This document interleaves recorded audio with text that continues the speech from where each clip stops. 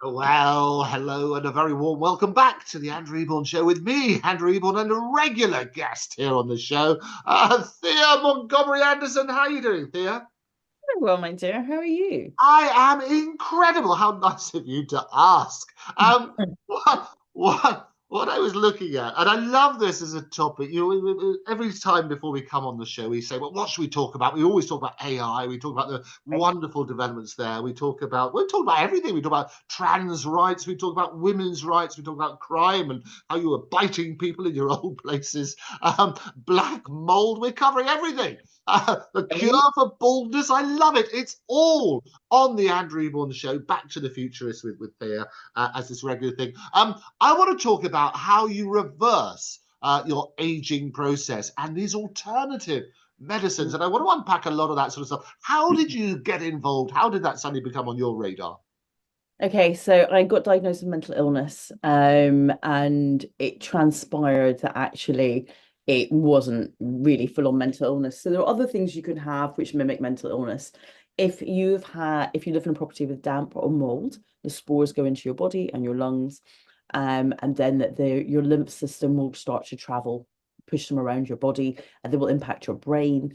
And what happens is that when they go into your nervous system, they'll make you cry a lot. So if I had a very interesting childhood that prepared me for real life, however, that also meant that there was quite a lot of unpacked baggage. I had a hell of a Pandora's box, put it that way. So, when you then put that and you put the black mold, say, on top of that, and it gets into your nervous system, it will make you very tearful, very cry, things that maybe you have quite happily put to bed will start rising up, and you become very tired and very depressed, and you can't do very much, and you always want to sleep. And actually your behavior becomes quite manic, and it can mimic bipolar. So what happened to me was that I moved into a house that, unbeknown to me, had a bit of damp. And then I didn't actually really appreciate, when I bought the property, they said it should maybe do with a damp course. I didn't appreciate what damp can do to your health. And then later on, I had the property redeveloped, and the rubber plastic stuff that they put quite high up on the ground floor got cut down to a very low level. So it meant that when Thames Water and then the Kensington Council decided to put a building site like 5 meters from my home, I went protesting outside City Hall, by the way. Betty, my ironing board, and me went protesting about that building site because it was running unlawfully, and they were fined £100,000 in court, and they were stopped work for a week. So that tells you what was going on there, because judges don't, throw out £100,000 fines for nothing. But what had happened was, by that time my property had been impacted, my health had been impacted. So Thames Water had a broken pipe, and it was filling the foundations of my property with water. And I ended up getting a patch of black mold. Um, behind a kitchen cabinet that I didn't know of. So I was breathing in those spores every day. And my dog died very suddenly as well. And my dog ate organic, healthy food. I don't give out dog food. I'm from the Highlands. We give our dogs real food for real animals. Anyway, but all of this went on, and had these massive bags under my eyes that looked like slugs. And I met a friend that I hadn't seen, that I'd been on TV with when I was younger. She was like, "What's happened to you? You literally look like death." I don't wear makeup anymore, but even with makeup on, I looked horrific. And that's when I realized there was a lot more going on than a bit of mental health, because the meds weren't working, and all they were doing was putting me on more and more medication for different things. And I wasn't getting better.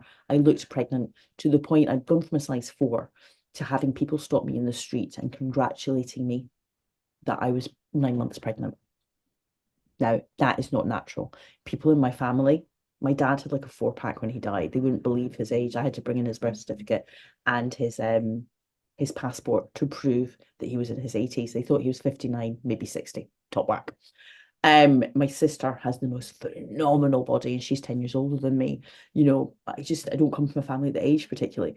So I realized that there was something more going on. And I bumped into somebody who said to me, "Your home's going to be a very expensive coffin." And I was like, I couldn't believe this. And a psychiatrist had told me that I needed to go and study music and stuff like that in order to heal my mind. So I'd gone off, and I was kind of doing the music thing. And then I decided to go all in and sell my home during COVID. I lost quite a lot of money on it. And it was during when I got it I basically got some painting and decorating, some bits fixed and all that to prepare it for sale, that we found like that I had black mold, and that basically breathing that in was the root of all my problems. But because it had been going on for so many years, it impacted all my different organs. And that I realized that what aging is, and through the internet, I was able to do a lot of research into other cultures. Now I have a lot of different bloodlines in me. I've got Middle Eastern blood, I've got Japanese blood, I've got Dutch blood, I've got Irish blood. So I had, during COVID, was able to hire specialists online from America and the likes, who normally I would have to have flown to see, but suddenly we're like, huh, you want to see me across Zoom? I'd love to give you an appointment. And I have no waiting list all of a sudden, right? So and I was like happy to pay whatever your fee is, as long as you can advise me on what's going on. And so I met one specialist who was like, your genes and your genetics, it's called epigenetics, you can literally command them, but you can also work with them. So if you come from a culture where being young and beautiful is part of your survival, as it is for Japanese women, you can action that. So if you look at the Middle East, they're often at war. It's been happening since the Bible. And that's why like Middle Eastern men they'll go silver grey in their 30s. Because traditionally, if you look at survival, if you're the grey-haired person or the white-haired person, you're probably wise. They'll leave you at home to look after the village while the young ones go and fight it out. Right. And so I was like, okay, in for a penny, in for a pound, I'll try anything. I'm really ill. So I jumped down different rabbit holes that I wouldn't normally have done. And then I got a lump in my breast. And I didn't want to have I'm naturally well endowed, thank goodness, and I didn't want to have that chopped off. And another friend of mine was in Mexico, and she had met a person who did a thing called brain spotting, and that was a therapy that Olympians were using to win gold. So I realized that I had to now treat myself like an Olympian. I looked at the most healthy people on the planet, and I looked at all the things that they were doing. How were they becoming winners? How were they able to push their bodies to the max? Because if I mimicked what they were doing, then surely I'd be able to heal my body. And I sold my home, and I started to chuck money at my education to heal my mind. And also at this, I am my own track Ferrari.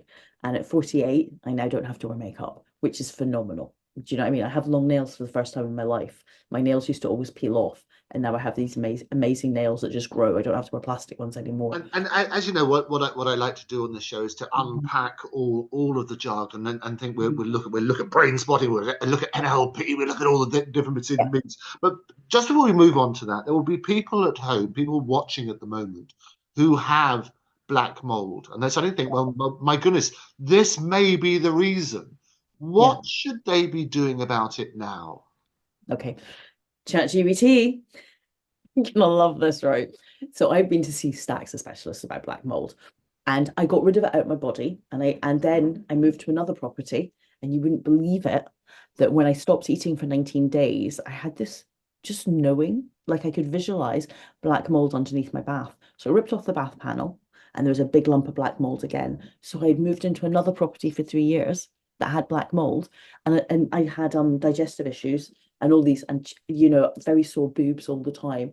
And basically, I had all the black mold issues back again. And I thought I was going crazy, I have to be honest. I was emotional and crying and offloading all my trauma from my past. And, anything that happened to me, I'm like, oh my God, I'm crying. Even movies made me cry. And I'm not the cryy type.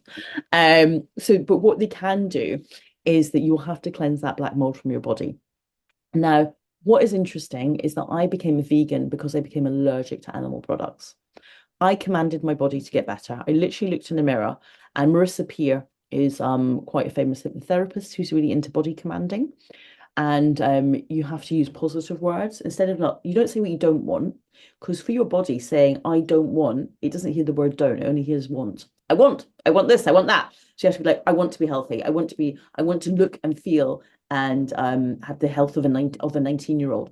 Your body can do things that it's done before.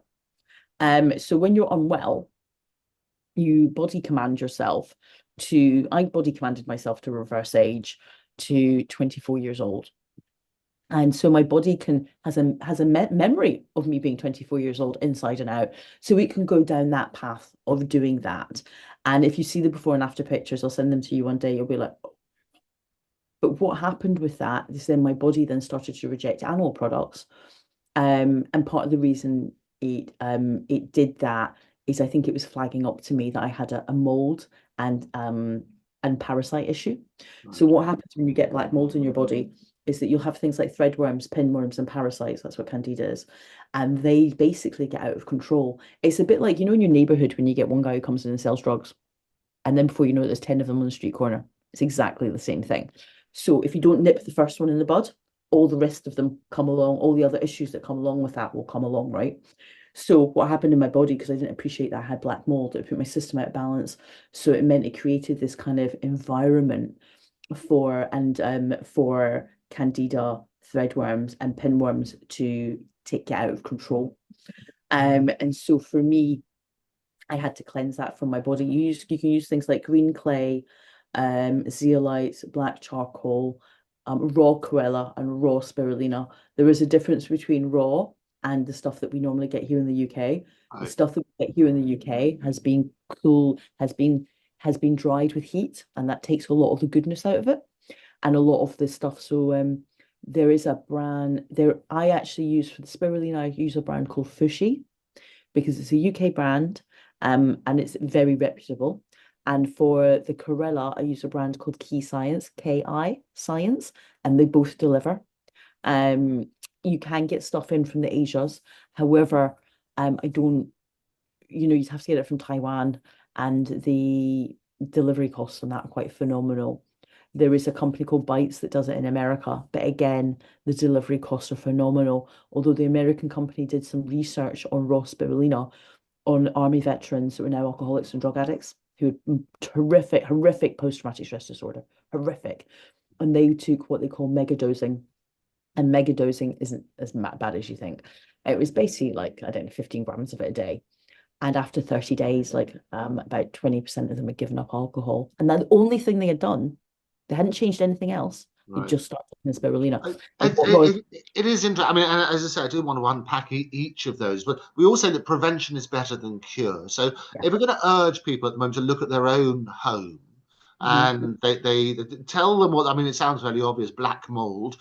Tell them what they can look at and what they should be doing about that black mold before we come on to the therapies and treatment. Okay. Condensation around your window, you will have condensation. So where even I live now, there's something happened to the window frame. So in the morning I get up and there's condensation. So every morning I have to get a tissue and make sure that I wipe around the window frame so there's no black mold. Now there was initially a little tiny bit of it, so I've had to put bleach on it. So other things that apparently kill black mold is that tea tree oil apparently kills it. I've not tried it. What I did go for was bleach because in my bathroom, in everywhere, I realized when you pour bleach on everything, whilst the smell of the bleach is horrific and really bad for your lungs and bad for your pets, sometimes you just have to dance with that bleach devil. Um, and um, and so what I do is I bleach areas. So with the window in my bedroom, it fits, but in the morning I can see the condensation, and you have to clean that every morning religiously. What I did realize a bit about black mold is it's a teacher, and it taught me to take care of my body, my health, and my surrounding environments every day religiously. Do for yourself what you would do for your dog or your cat.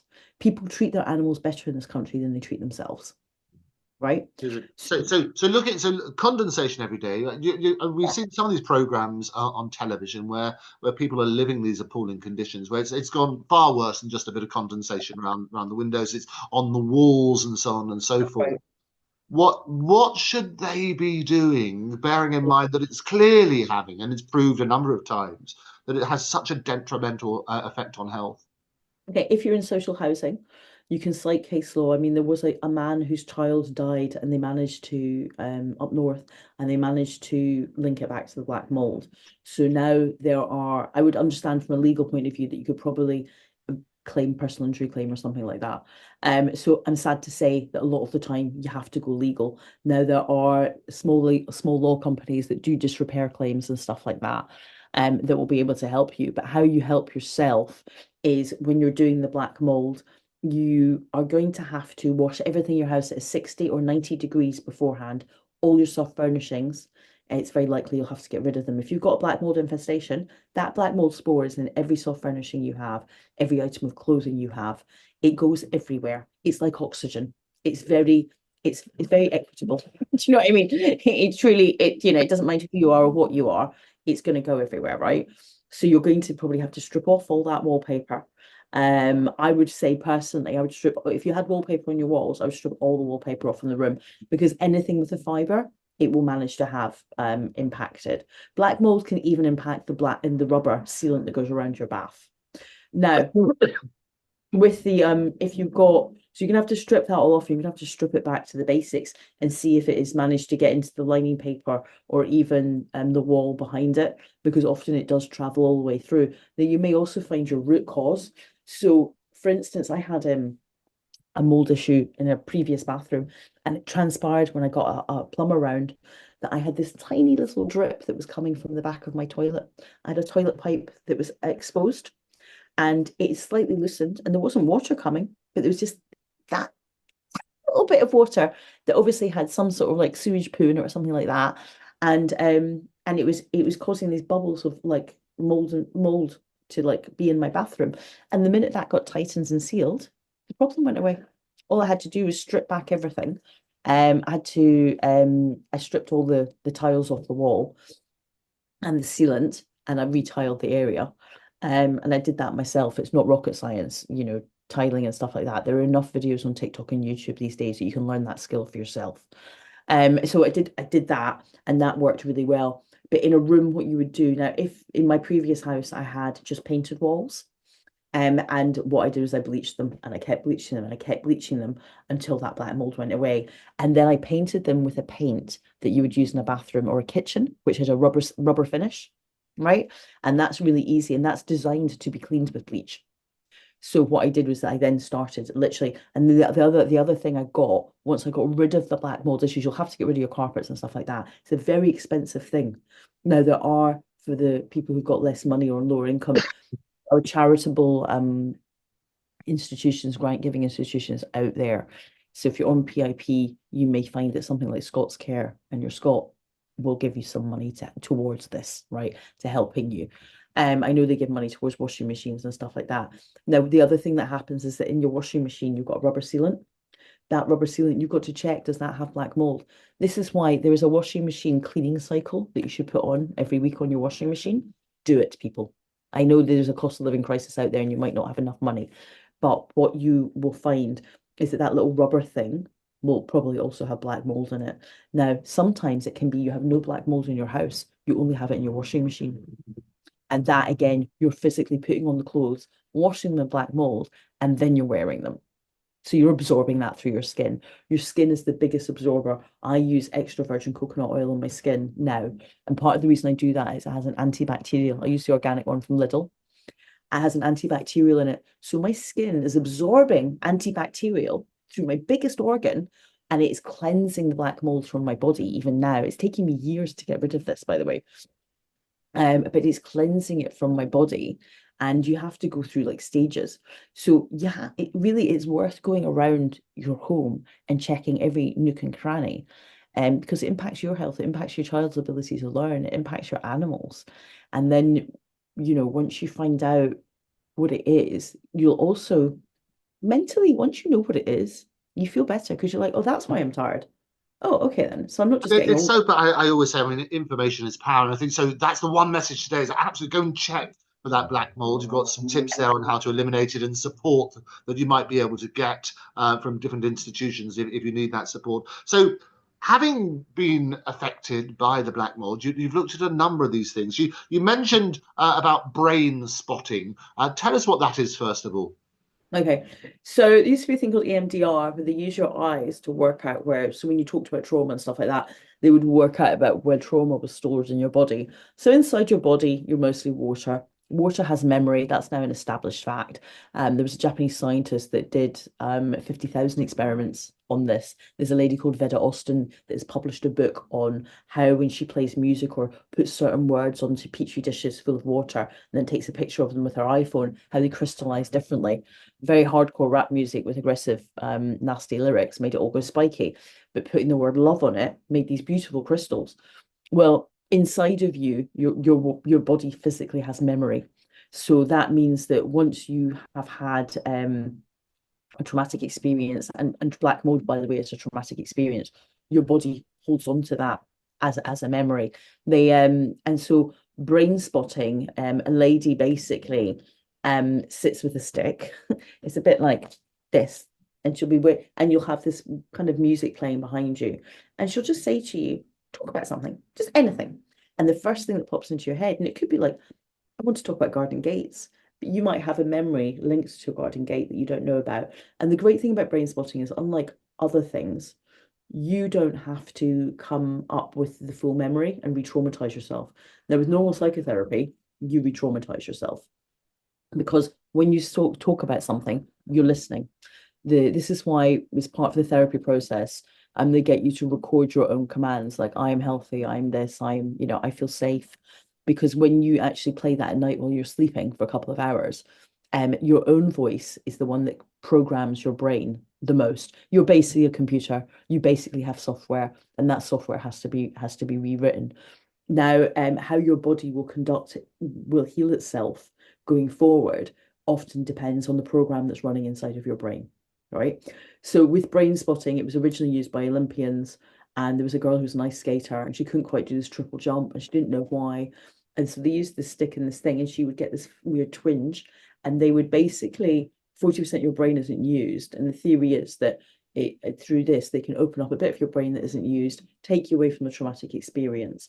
Now, the first time I had it, I had to be in a blacked out room for about 48 hours thereafter, and I drank 10 liters of water a day. And it felt like in my brain, I had this crazy like pain, but it was like a pain it wasn't a bad pain, but it was a weird, it was like a sponge that was getting water chucked into it. It's how it kind of felt inside my head.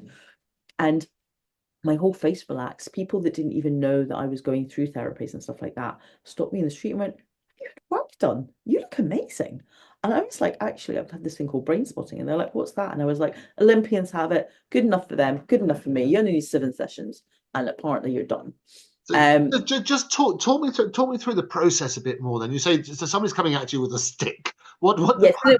So they sit across the room from you. The yeah. therapist will sit across the room for you, and she'd be like, basically, they're following your eye. They go, follow your eyes with the stick, and then what will happen is you're following it all, and it's like this, and then they'll say, "So just talk about that again. What do you say about the garden gate?" And then you have to somatically tell them if you've got a pain in your body, but they also can work out from your eye movement, because your eye movement's a bit involuntary, um, what's going on, and they'll be like, "Oh, okay." So they can map through your eye movement where trauma is stored in your body and then help release it. So there are obviously that there are experts at brain spotting. And how did There are you two find types of brain how, spotters. how do you There are find one. these brain spotters and make sure they're not train spotters? You get the wrong one. Okay, so there is actually a website, and the guy who invented the whole kind of like there's a really top guy who actually works in Brighton and Hove, who is like the guy who trains you. So there are two types of brain spotters. There is one for occupational therapists, and there's one for psychotherapists. I went for a psychotherapy one, and it heals a lump that I had in my breast. All of this again had been caused through black mold, basically. But we didn't understand at that point that it was black mold. But the lump in the breast subsided, because my body was obviously having a conversation with me. I like my boobs. I don't want them chopped off. And I think it knew that if it put a lump there, it was getting my attention. And I would go outside of the box and stop taking I wouldn't go for medication. I would go for something a bit different, right? So this is where the brain spotting came in. And I jumped down the rabbit hole of like alternative therapies. Um, but the ones for occupational therapists, those brain spotters, they are used by musicians, because if you're a cellist in the pitch, you might have like a weird, and they use that to make you sit differently, and so that you don't damage your body, and that you can get rid of a pain that you've got. But how you find it is there's actually a brain, if you put in brain spotting, there is the brain spotting official UK website, and that you can find people who are practicing, and you can see their reviews, and you can get it done online or in person. I personally found I have a slightly cast eye, so it's dropped, and I've had a lot of eye operations from a young age. Um, so for me and for that therapist, I had to be in person. There are other people who are able to do it online over Zoom, and they find for them it works. However, for me, it had to be an in-person experience. And I used to go and see a young lady in Hove called Ella, who did it for me.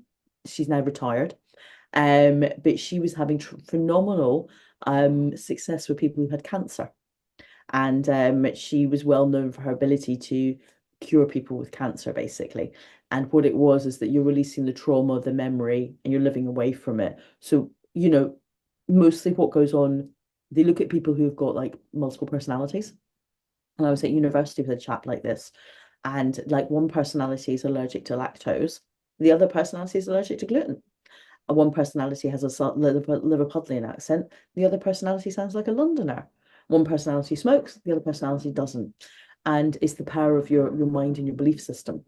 And that once you can change what's going on in here, it changes what's going on in here a lot of the And time. what does the traditional medical organizations, what do they think about brain spotting?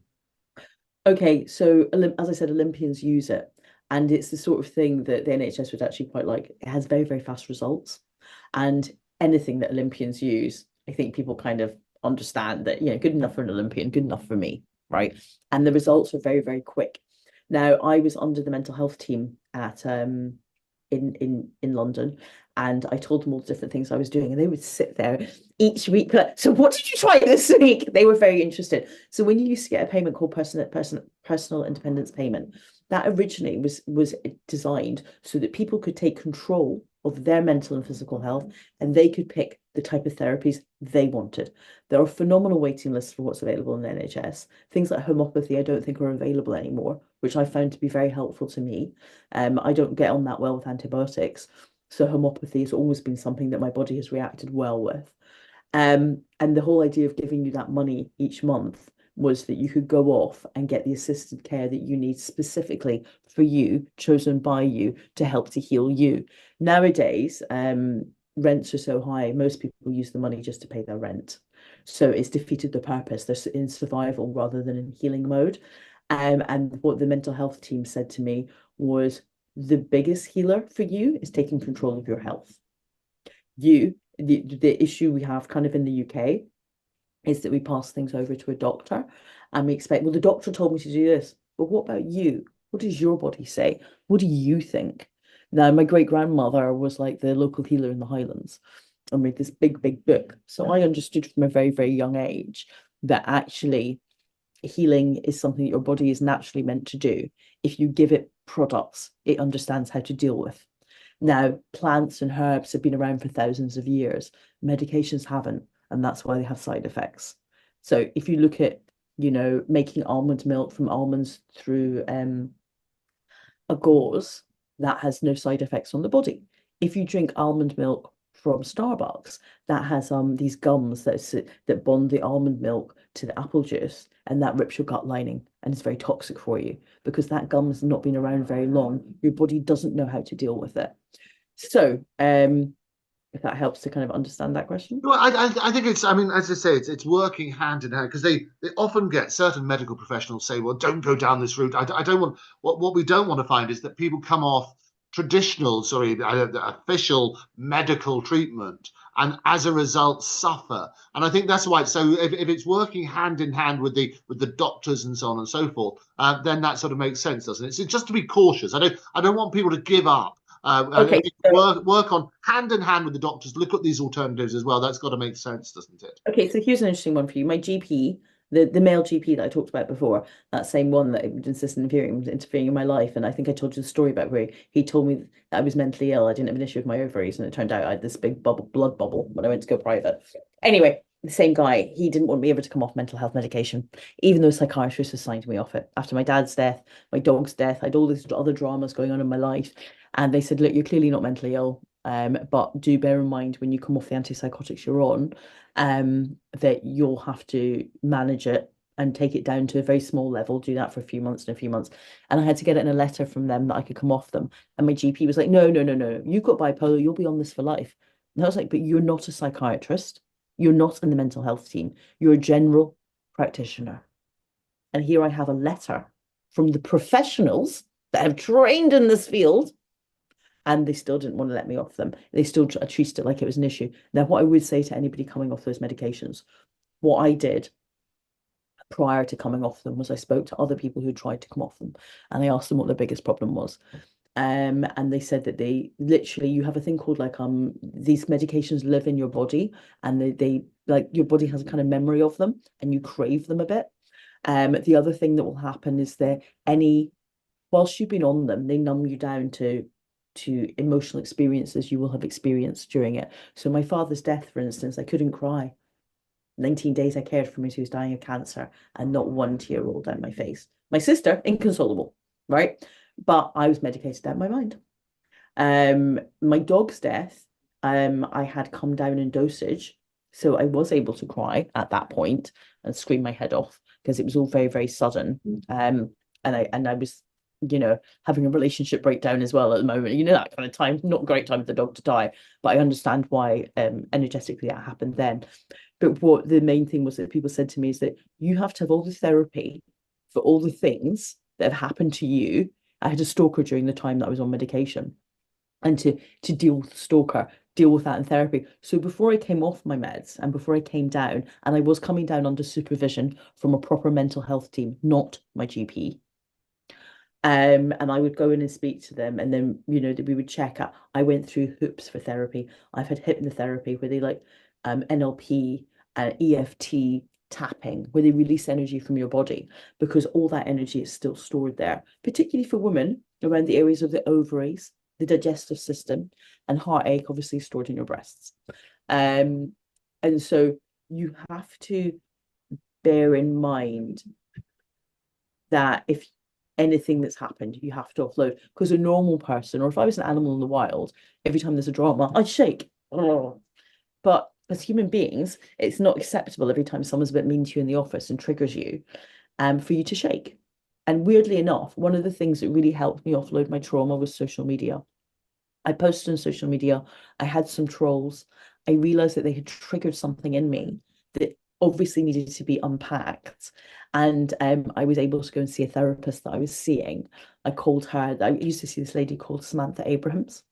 And when you're one of her clients, you have access to her via WhatsApp, and you can get a free half-an-hour call, a couple of them a week, that you're not charged for if you have your 1 hour session with her every week, right? Or whenever it is. And so I would just be like, I was like, oh my God, this has just happened. And she was like, okay. So we do some WhatsApp messages back and forth because I didn't want a call. That wasn't in my headspace. I wanted to be able to think about things back and forth. And that's how she and I would communicate when I wasn't in a session with her. And she was like, okay, so it could be this, this, and this. What do you think you should do? And then I was like, oh my God, that's triggered abandonment or rejection issues that I didn't know that I still had. So it is coming off medication as possible. I'm very glad that I did it for my health, for my physical health and my mental health. But it is something that has to be managed and gradual. And you have to, I had a thing called, I went to a Dr. Wakidi in Hammersmith, who a male and a female doctor, by the way, have the same name because they're married. And that's Wakeede. And I got a thing called Media Complex. And it's a leaf that's made into this powder. And what it does is it relieves anxiety. So as I came down off my mental health medication and my antipsychotics, I would up the Media so that they balance each other out. But Media is a natural herb that has no side effects. All it means is that you can't eat 2 hours before or 2 hours after having it, because a lot of anxiety comes from your bowels. So it must do something to your gut area. People in India use this. And if you look at India, you've got some seriously poor people, horrific poverty. The extremes in India of the wealthy to the poor are phenomenal. Not something we can appreciate here. Their homeless people are even worse off than our homeless people, and our homeless people are having a bad time of it. But the Media Complex, it stops the stomach going like this and the anxiety, and it just took the edge off everything. And I remained on the Media Complex with IBS, so the medication I had been on ripped my guts apart, and I had chronic, really horrific IBS, to the point I was becoming celiac. And so what she also did was gave me another complex I would have before I ate that created like this jelly inside my body so that the food could be and the nutrients would be absorbed so I would feel healthy. Because what was currently happening is I was just having really bad diarrhea. I'd have stomach cramps and diarrhea. My body was getting rid of everything. And I didn't have the willpower to starve myself as I have now. Now I just won't eat for 19 days and helps my body heal. But in those days I was still quite broken and I didn't have that willpower. But it is possible. And you have to look outside. You have to look at other countries like the Asias, where they have a very much older homeopathic medical system than our own. Indian and Asian cultures, 3,000 to 5,000 years old. That's a lot of people to have tested these herbs on, Sure. right? And that's, as I say, what I love about this show is we get different opinions, different experts from around the world. And a number of the people you very kindly offered to introduce us to some of those people, we'll get them on the show. And I would like them hand in hand, because I'm not an expert at medical stuff. I would like them to go hand in hand with some doctors as well to turn around and get the alternative view so that we can make sure it's safe. What's going to work for you? And as I say, I don't want people to come off medication without getting the proper advice and so on and so forth. We're going to unpack more of this. We talked about acronyms last time. We're going to look at NLP and other alternative treatments. But for now, Thea, thank you very much for joining me. Pleasure, Angie. Bye.